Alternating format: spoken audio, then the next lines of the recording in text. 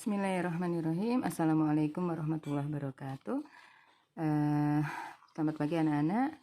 Kita jumpa lagi di pertemuan yang kedua. Setelah di pertemuan kemarin kalian belajar mandiri, Bu Yuni berikan video YouTube ya.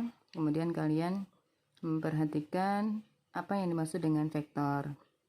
Nah, kemudian setelah saya beri penugasan, ternyata masih banyak anak-anak yang masih belum paham sebenarnya bagaimana cara membaca vektor, kemudian bagaimana cara menggambar vektor dan seterusnya. Tapi sudah ada beberapa anak yang paham ya. Baik, kita belajar bersama Bu Yuni, belajar matematika. Matematika itu mudah. Nah, seperti di pertemuan awal dulu, jadi vektor itu adalah yang mempunyai besar dan mempunyai arah. Jadi kalau suatu vektor pada bidang datar dinyatakan dan vektor di R2, ya kalau di R2 itu untuk bidang datar, tapi kalau nanti di dimensi 3, maksudnya bangun ruang, itu nanti vektornya adalah vektor R3. Nah, vektor itu biasa ditulis dengan huruf kecil, ya, huruf kecil, kemudian dikasih strip atasnya itu menunjukkan arahnya. Jadi misalkan di sini ini kalian lihat ada A. A-nya dikasih tanda panah ke atas ya. Jadi ini menunjukkan bahwasanya mempunyai besar dan mempunyai arah. Nah, bagaimana cara membaca atau menyatakan vektor? Vektor dinyatakan dalam tiga bentuk, tiga jenis. Yang pertama adalah vektor baris, kemudian vektor kolom, dan yang terakhir adalah vektor basis atau disebut dengan vektor komponen. Nah, kita langsung aja membahas soalnya, jadi biar kalian tahu ya. Untuk vektor A ini ya, cara membacanya, jadi kalau ke kanan itu positif, ke kiri negatif, ke atas positif, ke bawah negatif. Nah, sekarang vektor A ini dari ujung ini ya, dari pangkal menuju ujungnya, arahnya kemana? Ke kanan berapa langkah? 1, 2, 3. Artinya kalau ke kanan 3 langkah itu berarti positif 3. Nulisnya di depan, itu arah X. Kemudian ke bawahnya berapa langkah? 1, 2. Kalau bawah kan negatif, berarti minus 2. Maka cara menulisnya untuk vektor A dalam vektor baris itu 3 ke kanan, 2 ke bawah. Kalau ke bawah tandanya pakai minus. Kalau dalam bentuk vektor kolom, 3 tulis di atas, min 2-nya ditulis di bawah. Kalau dalam vektor baris, 3 kita beri vektor satuannya adalah I, vektor komponennya adalah I. Terus kemudian minus, kan sini minus 2 ya, minus 2C. Jadi untuk dimensi 2 vektor R2 untuk satuannya ada I dan J saja. Nanti kalau di R3 itu ada I, J, K. Gitu ya. Nah, selanjutnya untuk vektor B ya kita baca bersama-sama.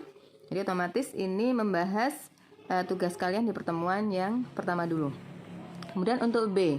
B ini kita lihat dari pangkal ya. Dari pangkal sini sampai ke ujung sini, ini langkahnya bagaimana? Untuk mendatar ke kanan atau ke kiri? Oh, ke kanan, berarti 1, 2, 3, 4, 5, 6. Berarti ada 6 langkah. Kemudian ke atas 2 langkah, 1, 2. Nah, kemudian untuk vektor kolomnya kita tulis yang depan ditulis di atas, yang belakang kita tulis di bawah. Jadi menunjukkan ini di sumbu X yang depan, yang belakang menunjukkan sumbu Y, gitu ya. Nah, kalau ditulis dalam vektor basis itu adalah 6I plus 2J. Nah, selanjutnya untuk vektor C. Nah, untuk vektor C dengan cara yang sama, kita lihat dari pangkal sini menuju ujungnya berapa langkah? Oh, ternyata ke kiri. 1, 2, 3, 4. Ke kiri 4 langkah, berarti minus 4. Kemudian kemana lagi? Ke atas. Ke atas berapa langkah? 1, 2, 3, 4, 5. Berapa langkah atau berapa kotak itu sama. 1, 2, 3, 4, 5. Oh, berarti 5 kotak. Min 4,5. Nah, artinya kalau kita nyatakan dalam bentuk vektor kolom adalah min 4, 5. Kemudian dalam bentuk vektor basis atau komponen min 4i plus 5j. Gitu nggih. Nah, selanjutnya untuk yang D. Yang D sama caranya. Berapa langkah dari pangkal menuju ujung? Ke kiri atau ke kanan? Ke kiri. 1, 2, 3, 4, 5. 5 langkah berarti minus 5. Mana lagi? Oh, ke bawah. 1, 2, 3, 4. 4 langkah atau 4 kotak berarti minus 4. Ini dalam bentuk vektor baris. Kalau vektor kolom min 5, min 5, min 4. Sedangkan dalam vektor basis itu adalah min 5i, min 4j. Seperti itu. Nah, selanjutnya untuk membahas membahas soal yang nomor 2 dengan langkah yang sama, kalian sudah mengetahui ya. Jadi menggambarnya kalau 4 min 2 itu berarti 4 itu menuju ke kanan, 4 langkah, min 2 itu menuju ke bawah, 2 langkah. Jadi atas itu menunjukkan di sumbu X, bawah menunjukkan sumbu Y. Bisa dimengerti? Baik, saya kira untuk pembahasan kali ini cukup.